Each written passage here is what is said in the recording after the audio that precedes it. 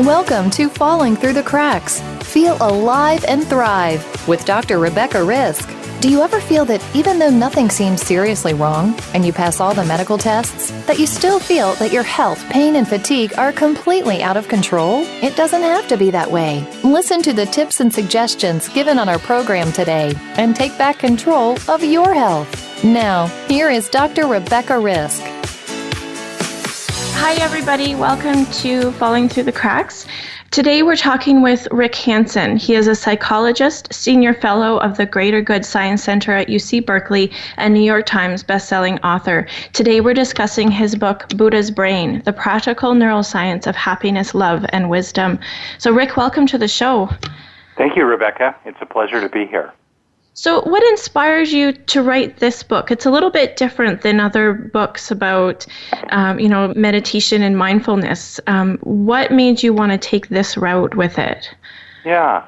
Well, for one, it is different. So that's a good reason just in itself, at least to take a crack at it. The second is that if you think about it, the great teachers throughout history, including generally the psychologists of the 20th century, have really engaged the causes of suffering or happiness, love or hate, at the level of the mind. And that's really important. I'm a psychologist. I'm a software guy, is how I think of myself. But with science in the last 100 years, but especially the last 20 years, we can really begin to understand what are the underlying causes in our body, right? In our actual body, particularly in our nervous system, particularly inside its headquarters, the brain. What are the causes going on there, shaped by 600 million years of evolution, that make people happy or suffer? And most important for me, also as a methods guy, in the trenches of everyday life as a practicing therapist, business person, and so forth, how can we harness the power of our own body, particularly our own brain, to increase our own well-being, our own inner strength, and if we like, the resources inside us for our own particular path of awakening?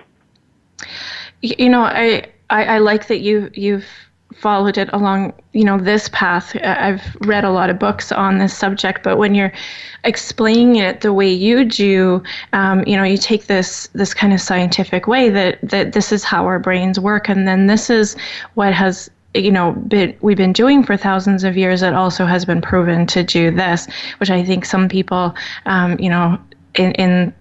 in our society can understand a little more of why these changes need to happen and why they are happening when they're doing certain things. Yeah, that's right. That's right. So one of the things that I'll just tell you quickly, it pops out related to that is, if you think about it, we have inside our head a kind of ancient zoo. In other words, our nervous system has remnants within it of solutions to survival problems faced by literally ancient jellyfish, crabs, lizards, mice and monkeys, hominids, and early humans, literally inside our head today. It's happening. And so one of the key features of that is what scientists now call its negativity bias. The way I put it is that we've got a brain that's like Velcro for the bad, but Teflon for the good. That's because for our ancestors, it was more important in terms of raw survival to avoid the sticks of life, predators, hazards, aggression inside or between bands and so forth, than it was to go get the carrots of life, food, mating opportunities, and so forth. That's because if you miss a carrot today, you'll have a chance of one tomorrow. But if you miss that stick today, whack, no more carrots forever. Sticks have more urgency and impact usually. So these days, we naturally, it's not our fault, but we got to deal with it, but we naturally scan for bad news, over-focus upon it, the brain then overreacts to it, the whole package is overlearned, right? If you get a job review, your boss says 10 things and one is room for improvement, what's the one you think about? Or 10 things happen in a day with your partner, one is irritating, what's the one you think about as you head for bed? If you hear information about another person, we're in the middle of an electoral campaign in our country. Negative information, we remember that. Positive information, kind of slides on by. And that helped our ancestors live to see the sunrise. But today, it makes us suffer more than we need to. It sensitizes the brain to stress, so we actually get them more upset about stuff. It takes, literally, studies show, it wears down our health, which takes years off our lifespan over time, and it also traps us in unnecessary quarrels with other people, and it makes it harder to grow the good inside ourselves. So for me, to kind of finish my little thread here, Mother Nature is tilted towards survival, but against quality of life. If we tilt toward ordinary, authentic, always authentic, beneficial experiences in everyday life, we're just leveling the playing field. Well, in your book, you talk a lot about how this is genetics as well, and over time we've genetically changed because, we had that flight or fight response for our ancestors, and then we're kind of predisposed to that. Can you just explain how that has worked for us? I know you just touched on it, but maybe just a little more detail about genetically how we're predisposed to the anxiety and those responses. Right. Well, when we say genetically, we're talking about, let's call it the sort of like biological blueprint, okay? And that blueprint, embedded in our DNA, and then how that DNA is regulated, in other words, so that genes get expressed or suppressed, that blueprint probably on average is about a third or so of the story of a person's life. Some people are more influenced by their genetics, some people less, but, careful studies, most things show up around a third, 40% or so. The rest is environmental influences or the work we do ourselves inside our own mind, for better or worse. So that's kind of a context here. Inside that context, you're absolutely right. That biological blueprint, as I said, tilts us toward over-learning from bad experiences, yet under-learning from good experiences. Even though learning from good experiences, ordinary experiences of gratitude, mindfulness, compassion, grit, resilience, determination, commitment to exercise, commitment to listening to what your doctor tells you to do, learning from those good experiences is how we grow inner strength. It's how we grow resources inside. Because in the famous saying from the Canadian psychologist, Donald Hebb, neurons that fire together wire together. That technically that saying's from his work. He didn't say it himself. Other people commented on it. But neurons that fire together wire together. So if we repeatedly rest our attention on, anxiety, irritation, feeling hurt by other people, being mad at ourselves, ruminating, well, those neurons are firing together, and so they start wiring together, and we become increasingly reactive, grumpy, anxious, or blue. Flip it the other way. If you deliberately, as I focus very much on, particularly in my recent work, if you deliberately look for opportunities that are genuine, no pie in the sky, no positive thinking, no rose-colored glasses, real, you get an email done. Or you finish a load of dishes or laundry, or you finally get the kids to bed, or you have a sweet moment with your dog, or you feel cared about by a friend, or you look up at the sky and you're touched by a sense of the magnificence and of this universe, and you feel grateful for the chance to be here, even on a bad day, even on the worst day of my life. I'd rather be here than 6 feet under, personally. And so just taking those little moments that are usually small, once in a while, a big one, stay with them long enough, 5, 10, 20, 30 seconds in a row, to keep those neurons firing together so you literally take in the good.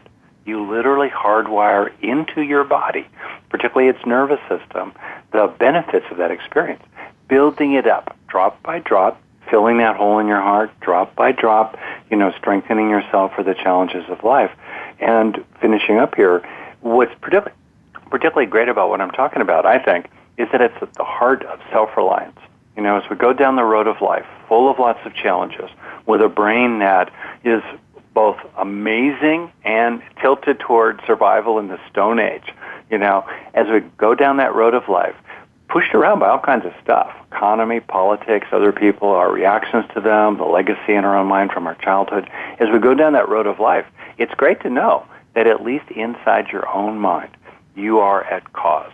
You are a hammer and not a nail. You can deliberately pull your attention away from, stuff that you're not learning anything more from, and it's just making you feel worse, and deliberately rest your attention on, or, keep your attention on those wholesome, beneficial experiences that are the basis for building up psychological resources of various kinds inside yourself for everyday well-being and effectiveness, healing old pain, and having more inside yourself that you can offer to other people.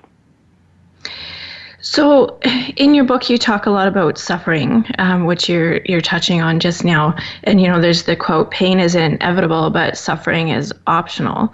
But what exactly is this suffering that you're talking about? Well, let's say great distinction. So, when I use the word suffering, it's a big fancy word, right?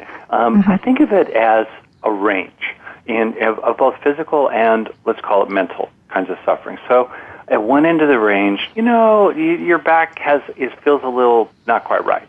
Or I have a funny little condition in my foot. It's a little cartilage growth. And right now I can feel it subtly throbbing. In the 0 to 10 suffering scale, it's like a 0.7. All right. So on the other hand, I've known people, and they're in my family, some of them, who have to deal with very serious chronic pain. Or you can imagine someone just hitting a 10, in some sort of physical situation. That's there's a lot there. Also mentally, a person could be very subtly irritated or kind of feeling pressured, tense as they go through a day. Maybe that's a 1 on the suffering scale. Or they can be just profoundly upset at the shocking loss of some loved one. Okay, so there's a range there.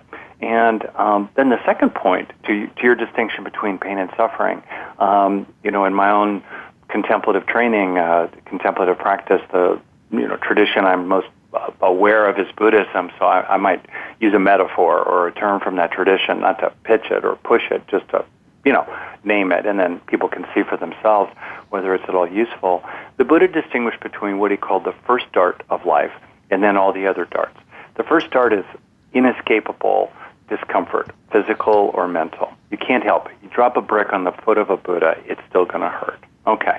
But then there's the second, third, fourth, fifth darts we throw ourselves.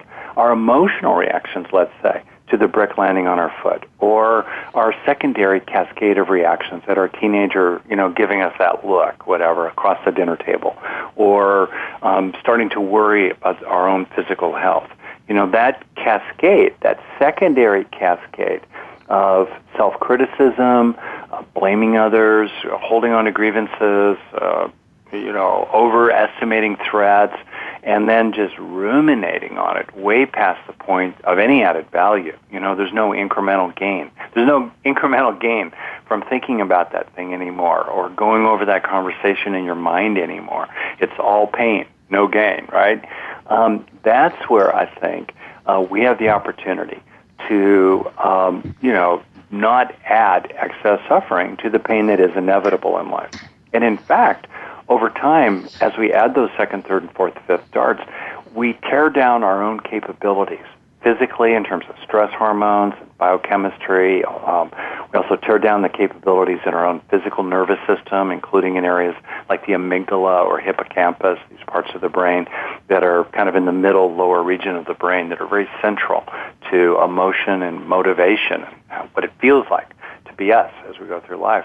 With excess suffering, with second, third, fourth, fifth darts, we tear down our capacities to deal with the first darts of life, which then sets us up for even more second, third, fourth, fifth darts in a vicious cycle. So just to sum up here, one take I have on this as a guy who's been around the block, what I'm talking about here could be misunderstood as simply, smell the flowers. And hey, I'm all for smelling the flowers, but really what I'm talking about is growing various psychological resources inside for healing old pain, building up your inner capabilities of various appropriate kinds, including skills with other people, self-confidence, self-worth, determination, capacity to sustain mindfulness in a busy, distracting world, things like that, compassion for yourself, compassion for others. You build up those strengths, and that gives you more muscles for dealing with the crud of life. The more a person's life sucks, the more important it is to look for those little opportunities every day for a beneficial experience, and then in particular, help it land, take it in, help it sink in, so that you increasingly carry its benefits with you more and more wherever you go. I love what you're saying, and I think that most people can relate to what you're talking about with the darts, because that's our natural human reaction. And we're going to take a quick break, but when we come back, I want to talk about how we can, build up those resources that you're talking about, because anybody where this is new for them, the darts are normal, right? Those second, third, fourth darts are a normal reaction to something that's happening, and it might be new information that those are something that are causing us that suffering that we're talking about. So we are going to take a quick break. We're talking today with Rick Hanson. He's the author of Buddha's Brain, The Practical Neuroscience of Happiness, Love, and Wisdom. So please stay tuned. We'll be back shortly. Great.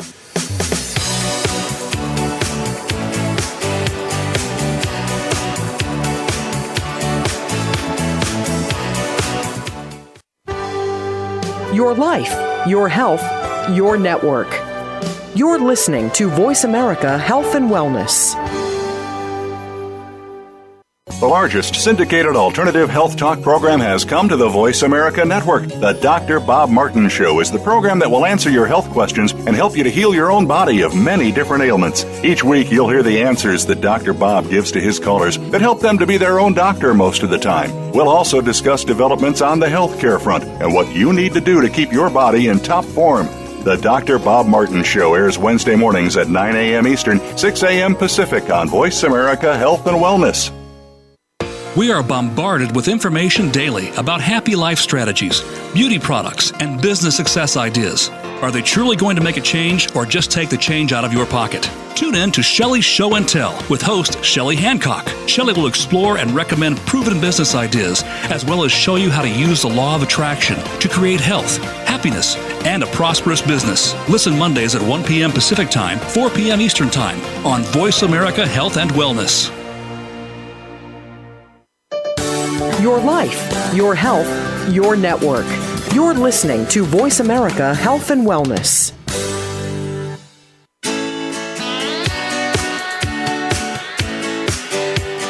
You are listening to Falling Through the Cracks with your host, Dr. Rebecca Risk. To reach the program today, please call in to 1-866-472-5792. Again, that's 1-866-472-5792. You may also send an email directly to Dr. Risk. The email address is anantacalgary@gmail.com. Now, back to Falling Through the Cracks. Feel alive and thrive.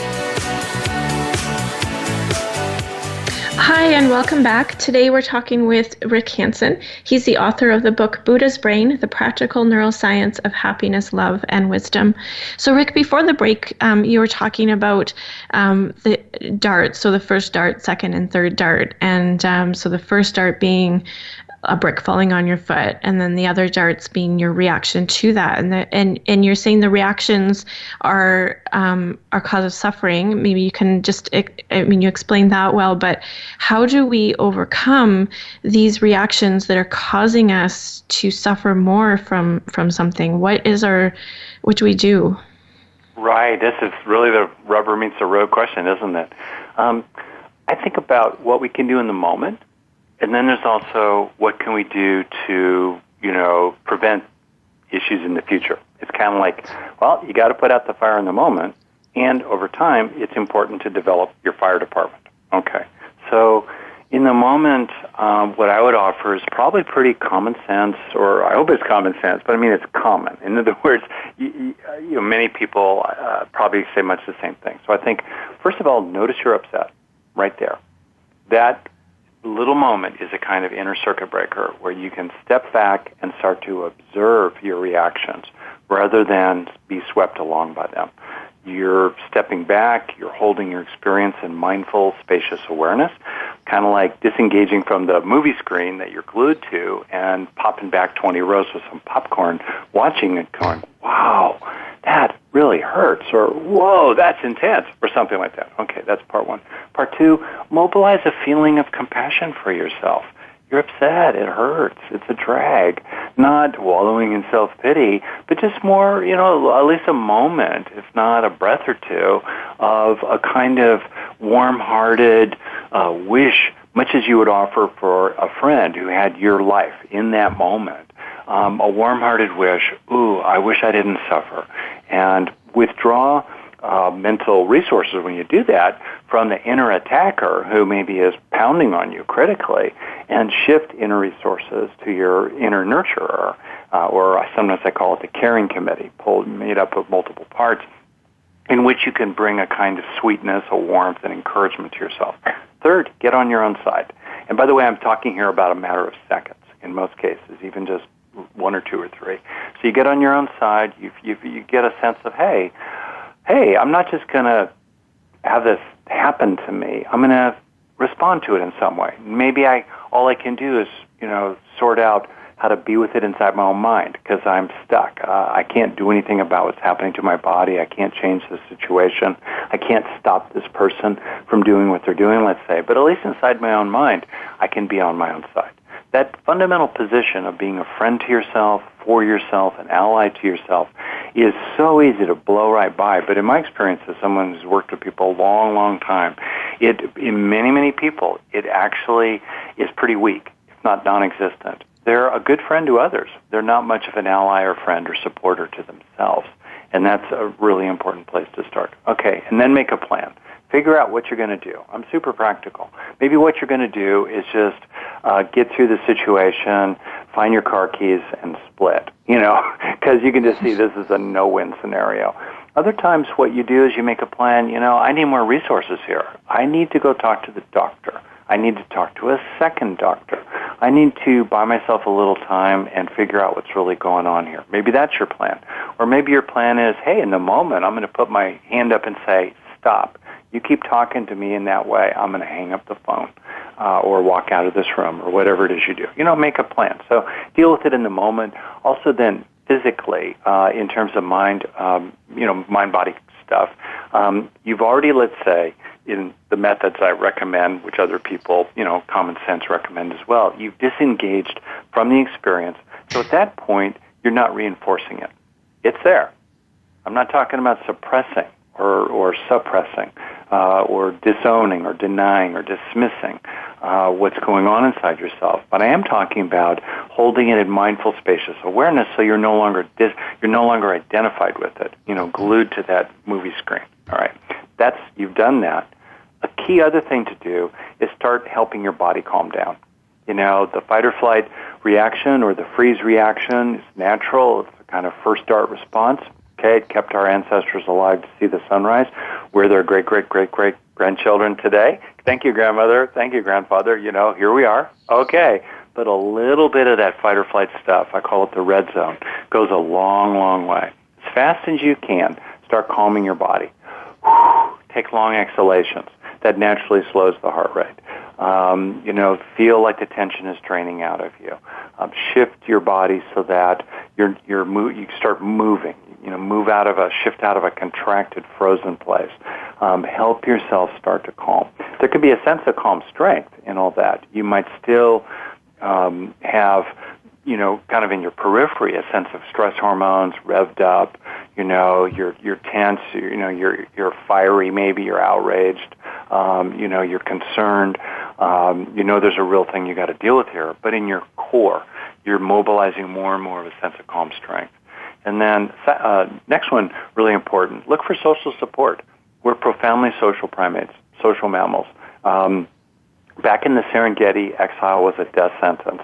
So whether it's a child who's upset and looking to crawl back, to crawl into mommy's lap, let's say, or, find her friends at lunch period in high school, as adults, we have a natural need to look for other people, other beings, including non-human animals like dogs, cats, pets, the natural world altogether, as a form of feeling like, okay, we have our place. We're in the tribe. We're in the community in some way. Someone cares about me. Someone can see this that I'm seeing here. Someone can bear witness, even if they can't do anything to what's happening to me in my life these days. And if I don't think that needs to be a perfect relationship. It's just that one slice of that relationship pie is legit. It's genuinely beneficial. It's genuinely true. They're genuinely for you. And looking for that, in all kinds of ways. So whether, posting something to your Facebook page or calling a friend, bringing it up at your therapist, turning to your partner, or going for a walk with your dog. Also draw on internalized allies. If, the outer world's far from perfect, as it usually is, what can you draw upon inside yourself? The emotional memory, the body memory of feeling included or seen or appreciated or liked or loved by other people in your past. And then the last thing I'll suggest that I do in the moment, among other things I do in the moment, is look for pleasure.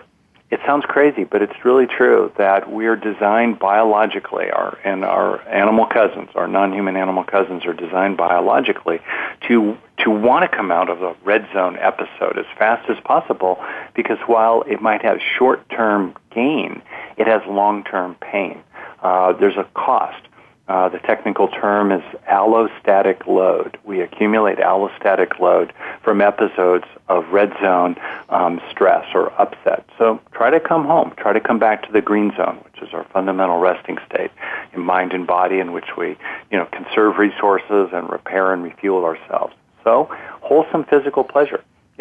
Getting a little drink of water if you're thirsty, a nice cup of tea, looking outside, finding something that's beautiful, rubbing your cheek with soft flannel, eating a cookie, not too many cookies, but eating a cookie, a little bit of pleasure, reading some poetry, or a story, something that brings pleasure to you.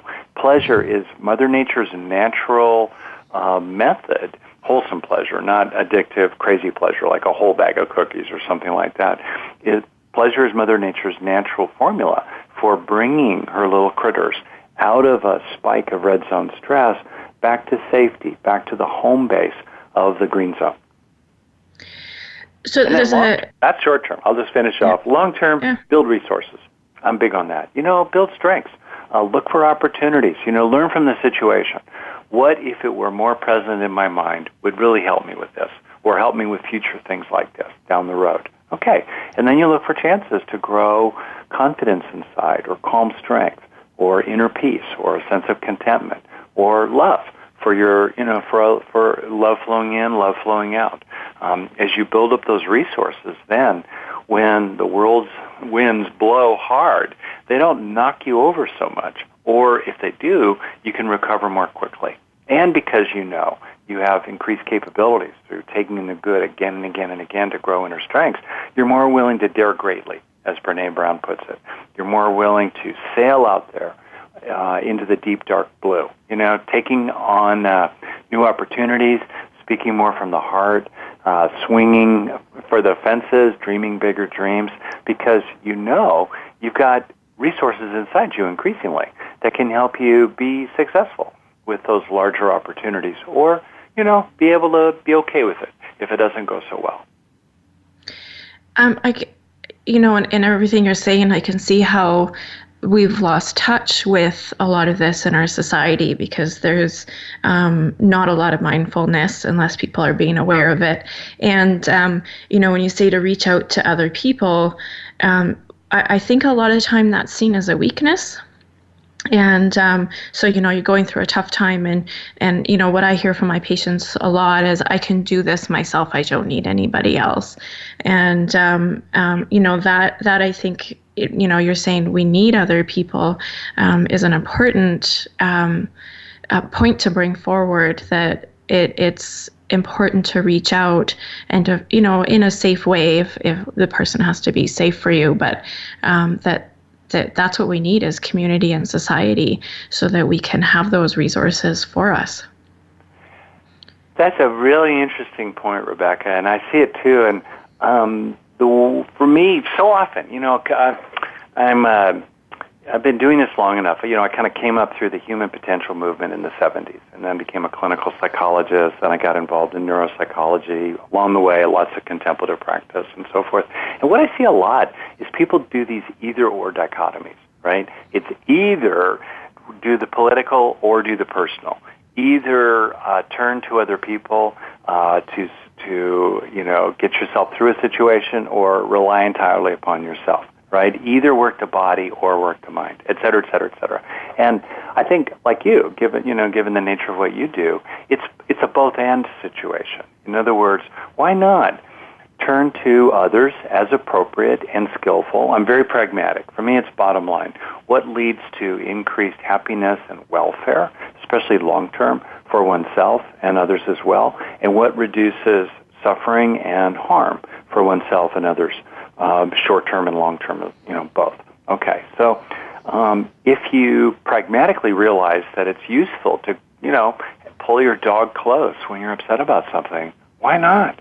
If you find it's useful to rant a little bit to your friend and then gradually, slow down and your friend looks at you and, just kind of smiles sympathetically, but also really communicates, whatever happened on the 0 to 10 sucks scale was a 2, and wow, you got your knickers in a twist about that, at an 8 or a 9, and, hey, come on, remember your happy place. Let's chill a little bit here. So, there's a place for that. On the other hand, man, a lot of times people don't have emotional memories that are very strong, if at all, of being, well nurtured or loved as a child, or in a previous relationship, and or they in their current situation don't have particularly supportive people around them, or it would be inappropriate, pragmatically. It would be problematic, unskillful, dangerous even, to reveal weakness, quote unquote, or needs, or sorrow or hurt, or that they really did get to you. Okay, so what do you do? Well, pragmatically, what do you do? At the minimum, you can get on your own side. You can be a friend to yourself. You can see good in yourself. You can know. It's kind of a taboo these days. You can actually know to yourself that you truly are a basically good person. Not a saint yet, no halo yet, but basically a fundamentally good, decent person. You can know that for yourself. So for me, it's not either or, but as a very self-reliant, I had, loving and invasive and fault-finding parents growing up who were not very good at empathy. And so I'm a big believer, in self-determination, autonomy, independence, and self-reliance and so forth. That said, guess what? We are dependent. We are dependent on the air we breathe, the sun that's, turning, chlorophyll into energy that then eventually winds up in our own bodies right now, that's driving our own heart beating right now. As people listen to this, we're dependent upon that vast network of causes, and we're socially dependent. We are, need the sense of the caring and attention of others, much as our minds need that, much as our bodies need the air we breathe, or the food or water we take into ourselves. And so, for me, paradoxically, it's actually courageous and strong to be big enough and strong enough to recognize our dependencies upon other people and on a vast network of causes and conditions. So, when we're looking at, where we are, so somebody who's hearing this for the first time and they're wanting to develop this. I mean, we mentioned compassion. I think, is that where people start, is learning that compassion? What are we trying to develop there, Rebecca? To develop our tools for changing this. Is that the compassion that's first? Changing what? The darts. So if we're working on the darts. About. Yeah, I get you. I think. Yeah. To put it really simply, so life's happening, right? And also life's happening outside us. It's also happening inside us, where we feel things in our physical body. We have upsetting reactions to our childhood arise. All kinds of things happen. And then, how does it affect us, right? And to put it simply, we basically deal with life in two ways, from the green zone or the red zone, from what others and I call the responsive mode of the brain or the reactive setting of the brain. And our human nature is really twofold. We can tip either way. So to put it pragmatically, the way I would restate your question, I think you'd agree, is how can we go through life swinging for the fences, living large, growing businesses, raising children, taking political action, speaking truth to power, enjoying this life, growing, healing our past, and growing our future.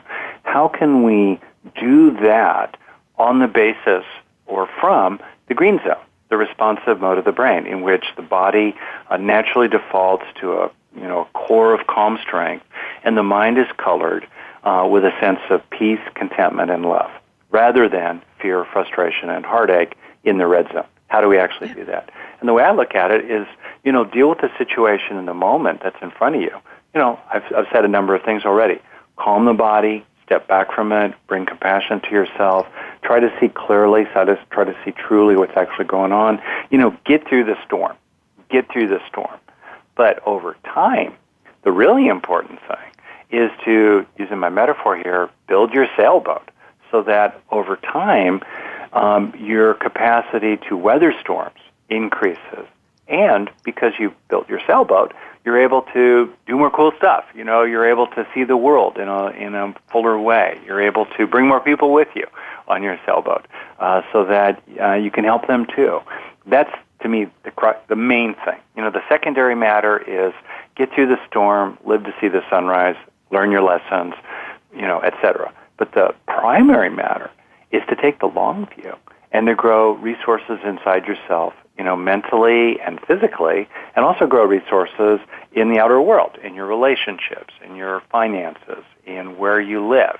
Plant some, flowers in your garden or in a pot on your kitchen counter, something like that.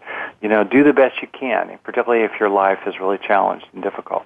To me, that's the journey. And what interests me in particular is this process of taking in the good.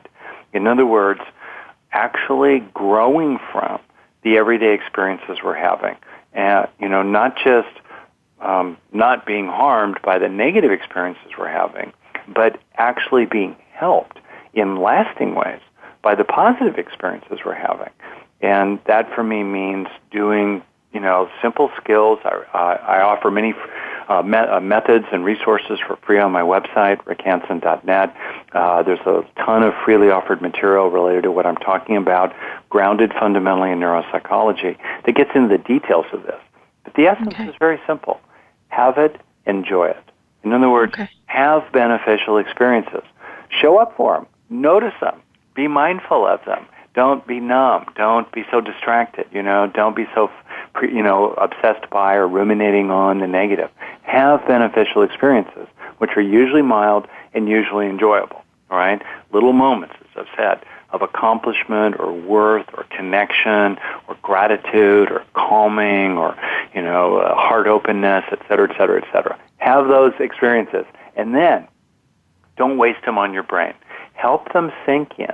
Help them sink in by staying with them 5, 10, 20, 30 seconds in a row, opening to them in your body, helping them sink down into you, enriching them to make them big and protecting them, and absorbing them so they really, really, really go into you. All right? Do that half a dozen times a day, usually less than half a minute at a time. That's less than 5 minutes a day.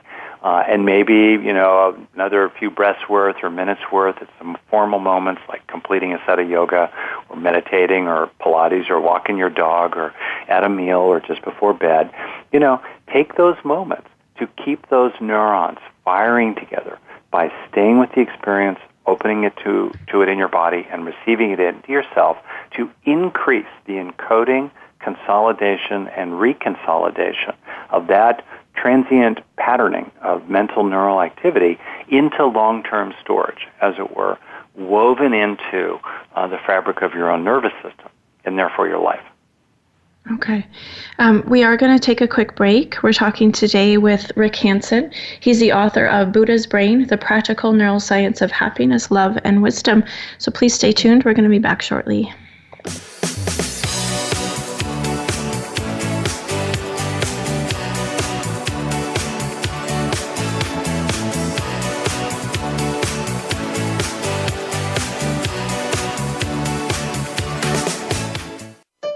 Opinions, options, answers. You're listening to Voice America Health and Wellness. Frankly Speaking About Cancer is a program designed to empower survivors and their caregivers to deal with the social and emotional challenges of cancer. The show will invite physicians, researchers, nurses, social workers, patients, and caregivers to share their advice on how to live a better life with cancer. Join host Kim Tibaldo, President and CEO of the Cancer Support Community, Tuesday afternoons at 1 p.m. Pacific Time and 4 p.m. Eastern Time on the Voice America Health and Wellness Network. What causes us to be sick? We're not talking about the actual illness or the scientific cause of illnesses. We're talking about your body and health. Listen for the healing whisper of return to peace. Each week, host Dr. Marianne Chase shows you how to listen to your heart to identify poor health, stress, and disease. You'll learn how to heal energetically and spiritually, as well as physically. It's time to depend less on the drugs and more on the heart. The Healing Whisper airs live every Friday at 11 a.m. Eastern Time, 8 a.m. Pacific on Voice America Health and Wellness. Opinions, options, answers. You're listening to Voice America Health and Wellness.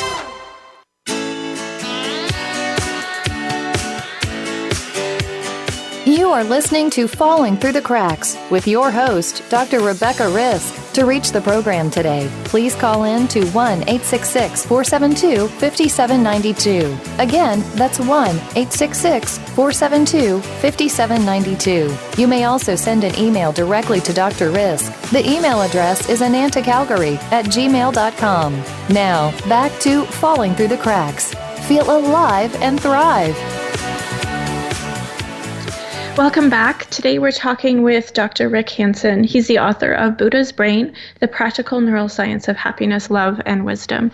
So Rick, before the break, we touched a lot on mindfulness and awareness, and you used the word mindful spatial awareness, actually. And can you explain exactly what that is and what that should feel like when people are working on it? Oh, okay, sure. Well, mindfulness is everywhere, including on the cover of Time magazine some months ago. And I think that it helps to start by just being clear what we mean by the word. You know, people use it differently. I'm a little old school. I go back to the roots definition, sustained present moment awareness.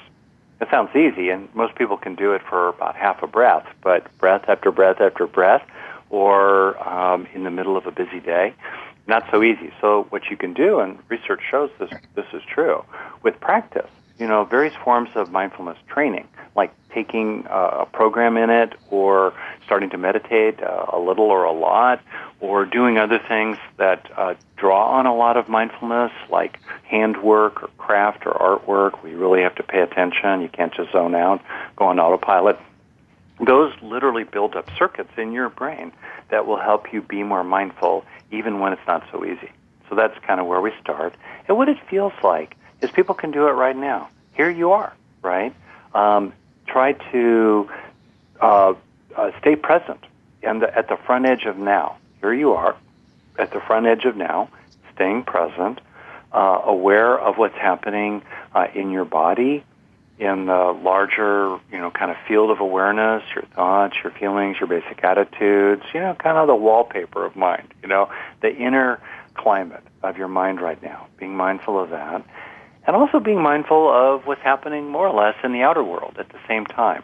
In other words, it's one field of experience, sounds, sights, you know, knowing, knowledge, ideas about the outer world, simultaneous with your own internal sensations and your own thoughts and feelings. And then sustaining that moment after moment at the front edge of now, continuously, breath after breath, minute after minute, day after day. And so that's essentially how I would talk about mindfulness. And then it's important to appreciate as well that mindfulness is not everything. You know, it's really important. It's fundamental. You can't really, you know, deal with the storm in the moment or build your sailboat over time if you're not mindful of what's actually happening and the causes of different things that are happening and what connects one thing to another thing. You know, so mindfulness is really important. But mindfulness itself is inherently neutral. It simply witnesses. It is aware of. It has a quality, and this relates to the words for mindfulness in the ancient Buddhist traditions, it has a quality of recollectedness. You're not forgetful. You're recollected. You're collected and recollected. in the present moment at that front edge of now. All right. It's good, but if you think about it, that's neutral. That alone doesn't necessarily reduce the negative inside your own mind or help you cope with it if it's outside you. Also, the neutrality of mindfulness does not itself particularly grow inner resources like resilience or secure attachment or more control over your emotions and your actions, more regulation, or inner resources like gratitude, happiness, confidence, lovingness toward others, feeling loved yourself. We also need to make wise effort in the mind by letting go of the negative and growing the positive. So that's what I would say about mindfulness, and my suggestion if people are up for it, a minute or more a day. Commit to something formal where you say, okay, I'm going to do something called, contemplative. It could involve prayer. Prayer can be something that we infuse with mindfulness, and we infuse our mindfulness perhaps with prayer. For many people, that's a lot of how they do it. For other people, it's more agnostic or atheistic. I got it. It's cool. It's fine with me. Whatever people want to do. Where you just say to yourself, okay, I'm going to meditate a minute or more a day. Whether it's the last thing I do before sleep or the first thing I do in the morning, I'm going to do this little thing every day for a minute or more. I can give it at least a minute, maybe more, hopefully more, much of the time. And by doing that, though, it's my special green zone moment. It's where I come home to myself. I just say, whatever's going on, I'm just going to be with it. And in the process, by the way, I should say, of being mindful, what normally happens is the sludge and sediments in the mind gradually settle down. The mind becomes clearer, the body becomes calmer, the heart gradually opens, and as we take in the good of our mindfulness practice, we actually become more and more of what we rest our mind upon. In other words, as we rest our attention and our present moment awareness increasingly on a sense of calming, collecting, heart opening, well-being, creating. As we do that, we learn from those experiences. We turn them into emotional or body-oriented memories, somatic memories. We become more and more of what we rest our mind upon, which is a beautiful practice. In the moment, you're resting your mind on something good and real and true and beneficial, and by resting your mind upon it and helping it come into you, you then become more and more of that over time. Pretty good, huh? Yeah. What one thought I'm having here is when I started to practice mindfulness, I was actually very ill, and the Lyme disease that I had or still have brought me a lot of pain. And so I actually struggled with the mindfulness because it brought me an awareness of how I was feeling that I didn't want to feel. And so instead I practiced gratitude. But maybe if I'd had, is there a way that if somebody is, if that's bringing them a feeling or an awareness that they're having trouble with, how they can get past that? Mm-hmm. Right. Well, the way I think of it is that there are three things we can do with our mind, that are useful. In other words, we can practice in three fundamental ways. We can be with what's there. We can reduce the negative, we can grow the positive.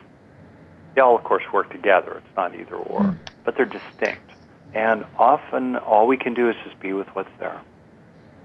We got a disease, our body is not working as well as it used to. We could be, things could be getting worse, or the best we can do is sort of stave off things getting worse. And we feel sad about that. We're angry about it. We're freaked out about it, whatever. All we can do is ride out that storm, right? We can't build our sailboat. We just have to be with what's there. But then, usually, the storm passes, right? At least a little bit. And we start having room to reduce the negative. We guide ourselves a little bit out of the storm. We calm down a little bit, let's say. We vent some feelings. We feel, go through a catharsis where we feel kind of emptied out and sort of relieved. It's not great, but it's not horrible. Maybe we notice we're having thoughts about things, beliefs that are negative or catastrophizing or just not good for us and others or just really not true. We let go of those. And then at some point, we also start shifting toward the positive. We start asking ourselves, what else is also true? What's the good alongside the bad that's also true? Not denying the bad, but including the good, particularly with a brain that's designed to over-focus on and get trapped in the bad, trapped in the negative tiles, if you will, in the mosaic of reality. So we turn toward the good.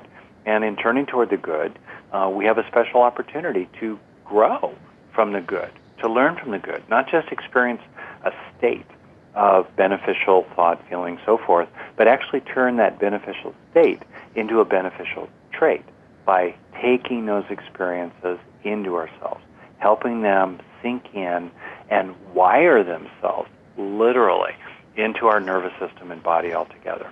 That's, to me, the bottom line.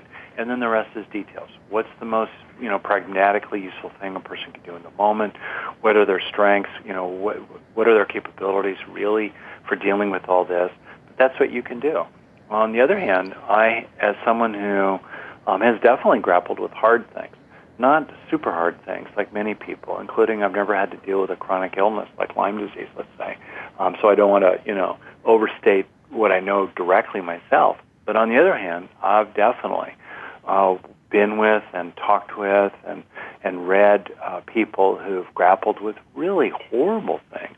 And they say just what I'm saying here, You have to ride out the storm, but that's not everything. There are also many, many things a person can do to reduce what's problematic, reduce what's painful and harmful, and also to increase what's beneficial and happy for oneself and for other people. Okay, so if somebody's wanting to get started on this, I know you have a program that can help people. Can you just let us know a little bit about that? Oh, sure. Basically, I have tons of free resources on my website, rickhanson.net. And also, I've got books out there and audio programs that are pretty cheap. Also, I created this really neat online program. It's called the Foundations of Well-Being. It's about growing the fundamental inner strengths inside that will help you be happy and effective and healed as you go through this life. And it's designed scientifically, it's grounded in evidence-based practices, and it's very, very comprehensive with lots of different methods that different kinds of people can use. It's set up as basically a year-long program. You can speed it up or slow it down if you want. And once you're in the program, it's yours to keep and download forever. I'm perfectly comfortable. It's very inexpensively priced compared to other offerings. I think it's completely okay and appropriate if people can, afford its modest price to pay for it. By the way, we have continuing education credits for many different kinds of clinicians or professionals in the helping professions. So that part. And if a person is really economically screwed, or in trouble, or on a really small fixed income, or really dealing with tough life conditions. One thing that's nice about this program is that we love giving scholarships.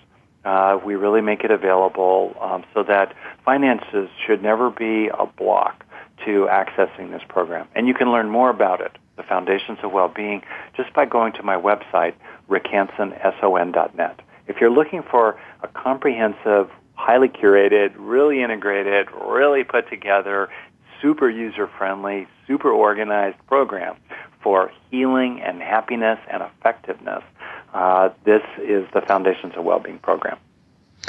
Well, thank you so much. And I want to thank you for joining me today on this show. I think this was a good topic for everybody. So thank you for joining me. Thank you very, very, very much. So today we were talking with Rick Hanson, the author of Buddha's Brain, The Practical Neuroscience of Happiness, Love, and Wisdom. Next week we're going to be talking with Kulreet Chaudhry, the author of The Prime, Prepare and Repair Your Body for Spontaneous Weight Loss. So thanks so much for listening today, and be sure to make today a great day.